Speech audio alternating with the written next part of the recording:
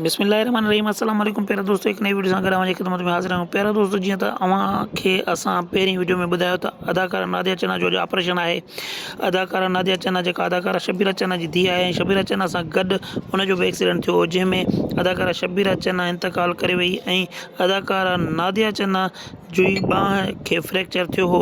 अदाकारा नादिया चन्ना जो ऑपरेशन प्लान हुयो, पर अदाकारा नादिया चन्ना जो ऑपरेशन डिले कयो वियो हो, छो जो आपा शबीरा चन्ना जे इंतकाल जे करे अदाकारा नादिया चन्ना पिणु घर शिफ्ट थी वई ऐं अॼु उहो ऑपरेशन रीप्लान कयो वियो हो ऐं हॉस्पिटल तरफ़ां अदाकारा नादिया चन्ना खे अॼु हॉस्पिटल अचण लाइ चयो वियो हो। अदाकारा आलिया चन्ना सुबुह साण अपील कई हुई त दुआ कजो, अॼु नादिया चन्ना जो ऑपरेशन आहे ऐं हाणे अदाकारा आलिया चन्ना इहो ॿुधायो आहे त अदाकारा नादिया चन्ना जो कामयाबु ऑपरेशन थी वियो। अदाकारा नादिया चन्ना हिन महिल बिल्कुलु ठीकु आहे ऐं पंहिंजे बेड ते मौजूदु आहे।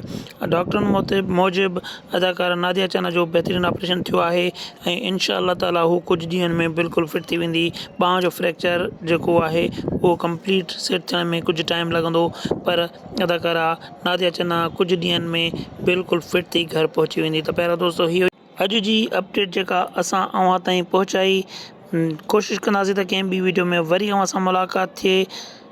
तेसीं ताईं साथ सलामत, सिंध सलामत, दुआउनि में यादि कजो। अल्लाह निगहबान।